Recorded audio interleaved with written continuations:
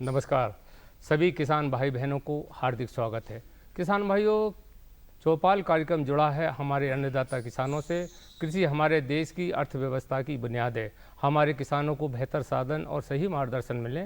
हमारे किसान भाई भी उन्नत खेती करें और कृषि विशेषज्ञों की सलाह से खेती करें, तो इससे न केवल हमारे देश की आर्थिक स्थिति मजबूत होगी, बल्कि हमारे किसान भाई भी आर्थिक रूप से मजबूत होंगे। किसान भाई, आज के चौपाल कार्यक्रम में हम आपको कृषि की सामयिक जानकारी देंगे। जानकारी देने के लिए हमारे पास वरिष्ठ विशेषज्ञ हैं, उनका मैं आज सबसे पहले आपका परिचय करा देता हूं। डॉक्टर हरदयाल जी वर्मा हैं, आप वरिष्ठ कृषि वैज्ञानिक हैं। डॉक्टर साहब, आपका कार्यक्रम में स्वागत है। डॉक्टर महेंद्र कुमार जी अहरबार हमारे साथ हैं। मनोज जी, उनका भी कार्यक्रम में स्वागत है। आप हमें पशुपालन से संबंधी जानकारी देंगे। इसके बाद हमारे साथ हैं महेंद्र मोहन जी भट्ट, आप हमें उद्यान की फसलों में क्या सामयिक कार्य करना चाहिए इस संबंध में जानकारी देंगे। किसान भाइयों, हमने प्रदेश के विभिन्न अंचलों से सफल किसानों को बुलाए हैं, हम उनका परिचय लेते हैं। जी, अपना परिचय दें। नमस्कार सर, मेरा नाम आशा उइके है, ग्राम लोलका, ब्लॉक ओबेदुल्लागंज, जिला रायसेन से। जी, मैं भगवान सिंह ठाकुर, ग्राम बनखिरिया, तहसील खुरई, जिला सागर से हूँ। मैं शुभेंदु द्विवेदी, मध्य प्रदेश भोपाल से। मैं ललित दुबे, नरसिंहपुर करेली से। मैं गुलाब सिंह मेवाड़ा, ग्राम बोरखड़ी, जिला भोपाल, ब्लॉक फंदा से। जी, तो किसान भाइयों, जैसा कि हम जानते हैं, हम सभी सफल किसानों को इसलिए आपसे रूबरू कराते हैं ताकि आप इनसे प्रेरणा लें। विभिन्न क्षेत्रों से ये आए हैं, कौन कौन सी इन फसलों की खेती कर रहे हैं, कैसे ये सफल किसान बना, ये कहानी आपको बाद में बताएंगे। लेकिन सबसे पहले डॉक्टर हरदयाल जी वर्मा जी से मैं जानना चाहूँगा। तो डॉक्टर साहब, जैसा कि आप जानते हैं कि बरसात का मौसम शुरू हो गया है, हमारे किसान भाइयों ने बुवाई भी शुरू कर दी है, तो ऐसे में हमारे किसान भाइयों को आप क्या कहना चाहेंगे? किसान भाइयों को मेरा ये कहना है कि वो इतने लंबे समय से खेती कर रहे हैं, तो अभी हमारी जो बोनी चल रही है, कुछ जगह बोनी हो चुकी है, तो इसके साथ में दो कार्यवाही शुरू हो जाती हैं, कृषि कार्य शुरू हो जाते हैं सामयिक रूप से। पहले तो बोनी अच्छे से हो जाए और उसके बाद में बोनी होने के तुरंत बाद जो समस्याएं संभावित हैं, चाहे वो खरपतवार की हों, कीड़े बीमारियों की हों, उसका भी ध्यान हम बोनी के समय या उसके तुरंत बाद रख लें, जिससे हम उन समस्याओं का सामना करना कर सकें।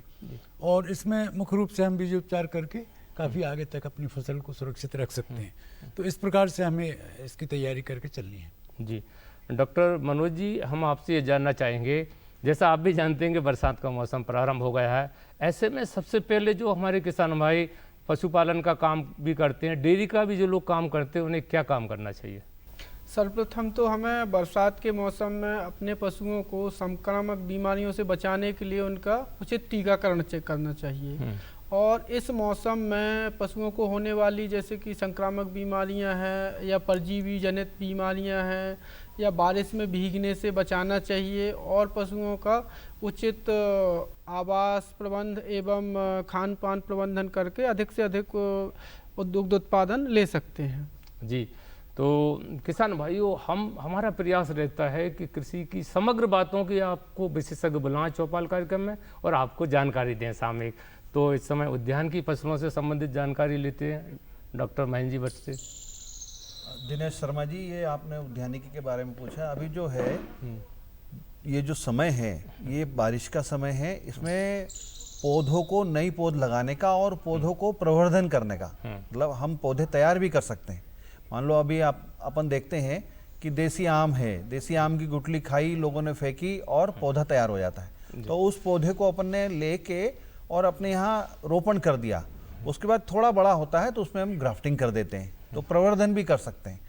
और सब्जियों की पौध अभी तैयार कर सकते हैं, जैसे बैंगन है, मिर्ची है, टमाटर है, सब्जी का खेती करना है, उनको लगाना है, तो इसकी पौध तैयार करके और उसकी भी तैयारी कर सकते हैं। फूलों की पौध की भी, वर्षा ऋतु वाली फूलों की पौध की भी अपन तैयारी करके उसको कटाई छटाई, जैसे बोगनविलिया है, उसकी कटिंग लगा के बोगनविलिया तैयार कर सकते हैं। क्रोटन है, तो उसकी भी अभी तैयारी करने के लिए ये जो वर्षा ऋतु है, ये जुनाइल बिल्कुल ऐसी है कि इसमें सभी काम अपन कर सकते हैं और उसकी तैयारी करके और उसको रोपण की तैयारी, पौधरोपण की तैयारी कर पौधरोपण का लाभ लें और आगे बढ़ें।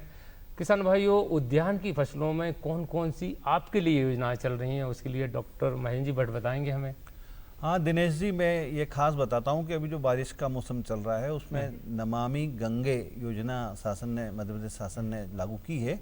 उसमें किसान जो है अपने जल स्रोत के आसपास, अपने तालाब के आसपास, अपने खेत में पानी का स्रोत है, तो उसको अनुदान में पौधे लगाने के लिए मध्य प्रदेश शासन ने छूट दी है। तो यदि वो 1 हेक्टेयर में पौधा लगाता है तो 60,000 रुपये उसकी मान लो लागत आ रही है, तो 50% अनुदान 30,000 रुपये वो मध्य प्रदेश शासन उसको अनुदान के रूप में देती है। वो पौधा जीवित रखे, 82% 85% पौधा जीवित रखे, तो 3 बार में ये अनुदान दिया जाता है। 45,000, 15,000, 15,000 इस प्रकार से ये दिया जाता है। यदि वो ड्रिप के साथ करता है तो उसमें 1 लाख का यदि खर्चा आ रहा है तो 40,000 रुपये का अनुदान उसको दिया जाता है। वो अति घनत्व पास लगाता है तो मान लो उसमें 2 लाख का खर्चा आ रहा है तो उसमें 80,000 का अनुदान उसको पौध लगाने के लिए दिया जाता है। इसके साथ अभी किसानों को प्रधानमंत्री, भारत सरकार की योजना है प्रधानमंत्री सूक्ष्म खाद उन्नयन योजना, PMFME योजना मध्य प्रदेश में सब जिलों में लागू है। इसमें यह है कि किसान को अपने जो खेती के साथ साथ उद्योग लगाने के लिए वो यदि 10 लाख रुपए तक देता है तो 3.5 लाख का अनुदान है। वो 7 साल के लिए फ्री है और उसको ब्याज पे भी 2% की छूट है। तो वो कौन कौन से उद्योग है, जैसे अपना प्याज का पेस्ट बनाना, लहसुन का पाउडर बनाना, आपका दाल मिल लगाना, आपका आटा मिल लगाना, नमकीन बनाना, ब्रेड बनाना, आप इसके अलावा घी बनाना, दूध बनाना, पनीर, जितना भी एग्रीकल्चर का बाय प्रोडक्ट है उसको किसान अपने यहाँ पे खुद पैदा करे, खुद उद्योग लगाए। उद्योग के रूप में मिर्ची का पाउडर बनाना, मिर्ची की गरम मसाला तैयार करना, धनिया का पाउडर बनाना, दाल मिल लगाना। तो ये योजना है और उसमें 1 करोड़ तक का भी लाभ ले सकता है किसान। 1 करोड़ तक भी जाएगा तो किसान को उसका लाभ मिलेगा और अधिकतम जो है 10 लाख रुपए अनुदान उसमें दे है और भी PMFME का लेके और वो एक खेती के साथ साथ उद्योग भी लगा सकता है। ये एक बहुत अच्छी योजना है। इसके अलावा यदि वो प्याज भंडार गृह लगाना चाहता है, भंडार गृह बनाना चाहता है तो 25 मीट्रिक टन प्याज भंडार गृह के लिए 87,000 का अनुदान है। वो बांस और उसके डिज़ाइन है राष्ट्रीय कृषि योजना की, उसके हिसाब से वो बनाएगा। और यदि वो 50 मीट्रिक टन का प्याज भंडार गृह बनाता है तो 3.5 लाख रुपए लागत आती है, उसका 1,50% 1,75,000 रुपये का अनुदान दिया जाता है। इसके अलावा यदि वो सब्जी की खेती करना है तो सब्जी की खेती में भी बीज पे अनुदान है। मान लो 10,000 तक का अनुदान उसको दिया जाता है, उसमें 10,000 तक का बीज की कीमत है तो 3,500 रुपये अनुदान उसको दिया जाता है। ऐसी ही कई योजनाएं हैं जो किसान उसका लाभ ले सकते हैं। यंत्रीकरण में जैसे ट्रैक्टर लेना है, छोटा ट्रैक्टर लेना है तो ट्रैक्टर विथ रोटावेटर यदि वो लेता है, छोटा वाला 25 हार्स पावर का ट्रैक्टर है, 20 से 25 हार्स पावर का, तो उसमें 1.5 लाख रुपए का अनुदान है विथ रोटावेटर के साथ। और मान लो बाड़ी उन्हें, छोटे किसान है, बाड़ी में यदि पौधे लगाना तो 75 रुपए का बीज और करीब 120 रुपये का 250 रुपये का अनुदान है कि उसमें एक मुनगा का पौधा, एक आंवले का पौधा, एक अमरूद का पौधा, एक नींबू का पौधा है, उसको फ्री दिया जाता है अनुदान के रूप में।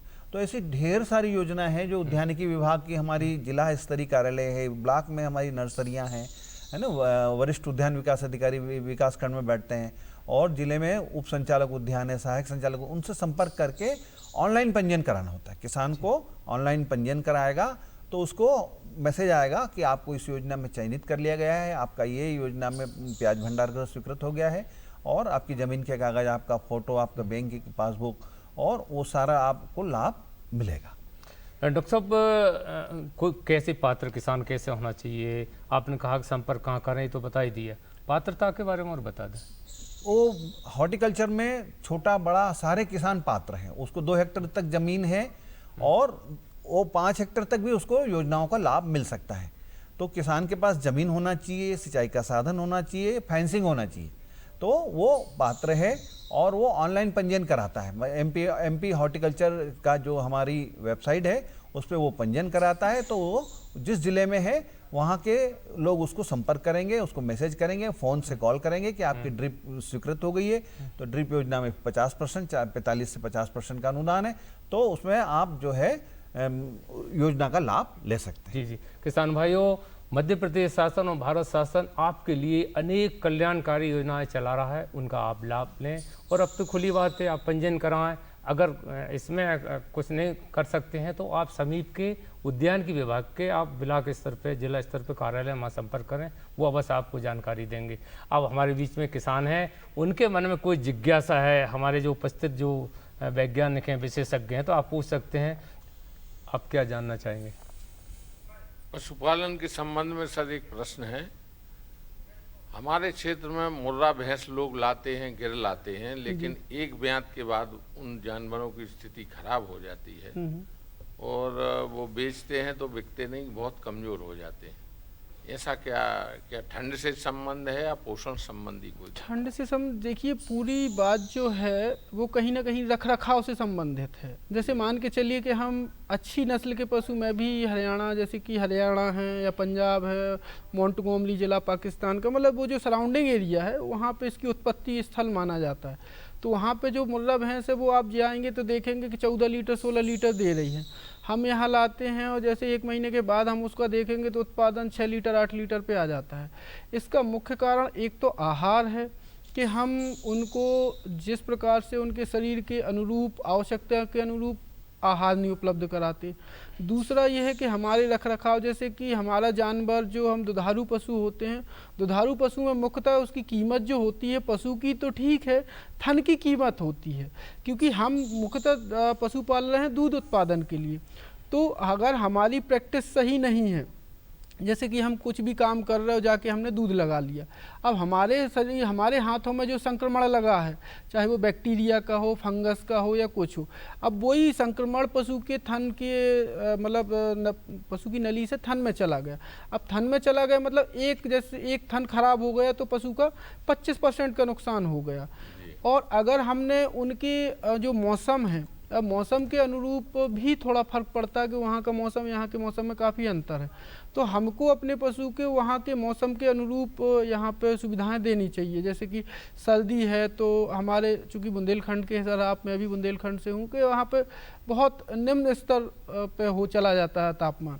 तो हमें सर्दियों में तापमान हमारे शरीर के अनुरूप 15 से 20 डिग्री सेंटीग्रेड रहे, इसके लिए हमें उचित आवास देना चाहिए। उसी प्रकार गर्मियों में भी बहुत ज़्यादा तापमान हो जाता है, गर्म हवाएं चलने लगती हैं, जैसे हम लपट या लू कहते हैं, तो हमको उससे भी देख रेख करनी चाहिए। टीकाकरण हम उचित रखें, कृमिनाशन दवाओं का हम, अब जैसे कि क्या होता है कि वो लोग बहुत अच्छे से करते हैं साइंटिफिक यानी वैज्ञानिक तरीके से, हर 3 महीने में अपने पशु को टीकाकरण, मतलब जो समय तत्कालीन टीकाकरण होता है, हर 3 महीने में कृमिनाशन दवा देते हैं, अंतःकृमि बाह्यकृमि। अब ये हम जानते हैं कि जो हमारे भैंस वत्सीय पशुओं में जो मौत होती है, कि आप मैं भी चूँकि बुंदेलखंड से हूँ, वहाँ एक कहावत है कि अगर भैंस का नर बछड़ा 2 दिवाली निकल गया तो मतलब कि वो जिंदा रहेगा, वरना नहीं रहेगा। वो उसका दिवाली निकलने से उसका कोई संबंध नहीं रहता है। उसमें क्या होता है कि एक जो कृमि होता है अंतःकृमि टॉक्सिकोरा बिटुलोरम, और ये इतना खतरनाक कृमि होता है कि ये पूरी जो अपनी आंत है उसको ब्लॉक कर देता है। अब जब ब्लॉक कर देगा आंत में, तो ना तो पानी आगे बढ़ रहा है, ना जो इंजेस्ट है उसने खाया कुछ बढ़ नहीं रहा, और वो खून रक्त चूसता है। अगर हम इसका टाइमली कृमिनाशन करते रहें तो हमारा एक उससे 2 होगा कि एक तो वो बीमारी से बचा रहेगा, दूसरा उसका शरीर अच्छा रहेगा, जो क्योंकि सीधा रक्त चूसते हैं तो कहीं ना कहीं उसके स्वास्थ्य पर प्रभाव पड़ता है। ललित जी, आप के मन में कोई जिज्ञासा हो उद्यान की या सोयाबीन की फसलों के, पूछें। जी जी जी। मैं डॉक्टर भट्ट जी से एक जानकारी जानना चाहता था कि जो छोटे कृषक हैं, खासकर सब्जी वर्गीय खेती जो करते हैं, उनके लिए विशेष रूप से अनुदान की कौन कौन सी योजना है? बहुत छोटे कृषक जो हैं, जैसे सर ने अभी बोला जहाँ फिनिशिंग हो, मान लो फिनिशिंग नहीं है तो क्या उनको अनुदान या कोई योजना इस तरह का कोई लाभ उनको मिल जाए, तो ऐसा क्या है? जी ललित जी, देखो फेंसिंग के बारे में आपने पूछा है, तो कुछ 20-21 मॉडल विकास खंड है, तो वहाँ पे फेंसिंग पे भी अनुदान दिया जाता है। फेंसिंग तो इसलिए ज़रूरी है कि प्रायः क्या होता है कि फसलें पशुएं घुस जाते हैं और सब्जी की खेती की तो नुकसान हो सकता है। जी। यदि फेंसिंग नहीं भी है तो उसको किसान को सब्जी की खेती करना है तो एक तो उसको ड्रिप योजना का लाभ मिल सकता है। यदि टमाटर लगा रहा है, ड्रिप लेना चाहता है, वो बैंगन लगा रहा है, मिर्ची लगा रहा है ना, तो वो ड्रिप सिंचाई करेगा तो 50% का अनुदान है। संयंत्र स्थापित करेगा तो 50% अनुदान उसको मिल जाएगा। इसके अलावा वो बीज मिलता है 50% पे, और बीज खाद दवाई वहाँ उद्यानिकी विभाग से जो भी हाइब्रिड बीज लेता है वहाँ से टमाटर का बीज ले रहा है, मिर्ची का बीज दे रहा है, मतलब विभाग देता है कि इतने हेक्टर में हमें सब्जी की खेती, भिंडी की सब्जी की खेती करानी, तो भिंडी का बीज पे को उद्यानिकी विभाग फ्री भी देता है और अनुदान पे भी देता है। जी जी। मान लो उसका कीमत 10,000 रुपये आया है, एक उसने बीज खरीदा मान लो खुद के पैसे से, और 10,000 आया तो 3,500 रुपये का अनुदान उसको मिलता है। इसके अलावा यदि 1 हेक्टर में लगाता है तो बीज, दवाई और उसको जैविक खाद, जैविक सारे उर्वरक भी जो है उद्यानिकी विभाग उसको अनुदान के रूप में देता है। जी, गुलाब सिंह जी आप। हाँ सर, मैं सर से अनुरोध मेरा सर से अहिरवार साहब से कि सर मेरे एफपीओ में करीबन 500 महिला जुड़ी है, तो उन महिला को अपन 2-2 गाय या गोवर्धन जैसे ये कार्यक्रम में हम लाभ देना चाहें उनको, ताकि अपनी महिला गांव में बहुत से ऐसे संस्था खुली है सांची वाली, तो महिला खुद दूध का धंधा करके, उत्पादन करके वहाँ का वही वो दूध भी दे सकती है, और ऐसी योजना हो ताकि उन महिलाओं को 2-2 गाय अनुदान पर मिल जाए। तो इसमें क्या ये हमारे जो अभी कुछ जो जैसे आपने 2 पशुओं के बारे में बात की, तो हमारे मध्य प्रदेश शासन की एक मध्य प्रदेश कुक्कुट एवं पशु मतलब कुक्कुट विकास निगम के अंतर्गत ऐसी योजना है जो कि कुछ आसपास के क्षेत्रों में से विदिशा, रायसेन, सागर और ये सीहोर, तो यहाँ पे ये योजना है कि हम सब्सिडी के आधार पर 2 से 3 पशु ले सकते हैं। और जो हमारी चाहे भारत सरकार कहिए या हमारी मतलब राज्य सरकार कहिए, सभी सरकारें अपने देसी पशुओं के संरक्षण संवर्धन पर ध्यान दे रही हैं। और जो लोग अगर पढ़ते होंगे या नहीं पढ़ते हैं, मेरे किसान भाइयों को मैं बताना चाहूँगा कि हमारे जो गाय हम देखते हैं आज, तो हमें 2 प्रकार की गाय मिलती हैं। एक तो हमारे देसी गौ नस्ल है, जैसे कि अपने गिर है, साहिवाल है, हरियाणा कांकरेज है, मालवी, नमाड़ी या ये कैंकथा, जो कि हमारे आसपास क्षेत्र में पाई जाती। मैं अब डॉक्टर वर्मा जी से जानना चाहूँगा कि जिन किसान भाइयों ने बुवाई कर दी है तो उनको सूक्ष्म पोषक प्रबंधन के लिए क्या करना चाहिए, संक्षिप्त में बताएं टिप्स। देखिए, इसमें तो शुरुआत में ही हम बोते समय ही इनका उपयोग कर लेते हैं, और किसान भाई अब मिट्टी परीक्षण भी कराने लगे हैं, तो उससे भी हमें पता चल जाता है कौन से सूक्ष्म पोषक तत्वों की कमी है, तो उनका शुरू में ही वो व्यवस्था करते हैं उनकी, और उसको अप्लाई करते हैं। किसान भाई ये ज़रूर ध्यान रखें कि बाज़ार में बहुत तरह के टॉनिक और ये दवा और वो बताई जाती है कि इसको आप दे देंगे, तो ये इसके भ्रम में बिल्कुल ना पड़ें। आपने अगर पोषण का ध्यान शुरू में रखा है, जो अनुशंसित मात्रा अपन सोयाबीन में देते हैं हम लोग किसान भाई, उसमें और उसमें आपने कल्चर भी मिलाए हैं, तो इसके अलावा आपको अन्य किसी टॉनिक की ज़रूरत नहीं है। हाँ, ये बात ज़रूर है कि कभी ऐसा होता है कि सोयाबीन में पानी भर गया है और जल निकास है, लेकिन तेज़ पानी गिरा है, भराव अधिक समय तक हो गया है, तो उसमें कभी कभी पौधे की पत्तियां पीली पड़ने लगती हैं। ज़्यादा लंबा समय होता है तो फिर ख़राब भी होने लगती है फसल। उसके बाद में जब पानी कम होता है या पानी का निकास हो जाता है, तो उस समय 2% यूरिया का घोल वो ज़रूर दे सकते हैं, जिससे कि वो फसल में उठाव फिर से हो जाए और वो पौधे तंदुरुस्त हो जाएं और वापस अपनी प्रगति की गति पकड़ लें बढ़वाड़ के। जी, अब मैं डॉक्टर मनोज जी से जानना चाहूँगा, संक्षिप्त में बताएं, आप टिप्स बताएं कि बरसात में जो कौन कौन सी बीमारी से बचाव के लिए किसान क्या करें। सर्वप्रथम हम अगर गौवंशीय पशुओं की बात करें तो गाय या भैंस में हमको एकटंगिया के लिए एकटंगिया या चुरका कहते हैं, एक गलघोंटू कहते हैं जैसे HS कहते हैं, एकटंगिया को ब्लैक क्वार्टर कहते हैं, और खुरपका मुँह पका यानी कि FMD। ये 3 बीमारियों का टीकाकरण हमको हर साल बरसात आने के पहले, मानसून आने के पहले कर लेना चाहिए। एक और बीमारी होती है ब्रूसेला, जिससे कि मादा पशुओं में ये होता है कि घर में पल रहा बच्चा 3-4 महीने या 6 महीने की उम्र तक वो कैसे भी करके वो बच्चा गिर जाता है, और ये बीमारी पशुओं से मनुष्यों में भी फैलती है। तो इस बीमारी का टीकाकरण जैसे ही हमारी मादा बछिया 6 महीने की होती है, 6 महीने से 1 साल के बीच में उसका हमें टीकाकरण करा लेना चाहिए, और वो जीवन में केवल 1 बार होता है। तो इस प्रकार से हमें गाय भैंस में लगभग 4 टीके। और अगर हम बात करें कि बकरी भेड़ की, तो बकरी और भेड़ में जैसे कि हमारा मुंह पका खुरपका का है, एक आंत्रशोध होता है, इंटेरोटॉक्सीमिया, एक बकरी का प्लेग होता है जैसे कि PPR कहते हैं। इन 3 बीमारियों के टीके हमें सुचारू रूप से कराते रहना चाहिए। अगर हम जो पशुपालक सूअर पालते हैं उनमें भी स्वाइन फ्लू का टीका अगर हम लगातार कराते हैं तो ऐसे हम पशुओं को अपने होने वाली बीमारियों से बचा सकते हैं।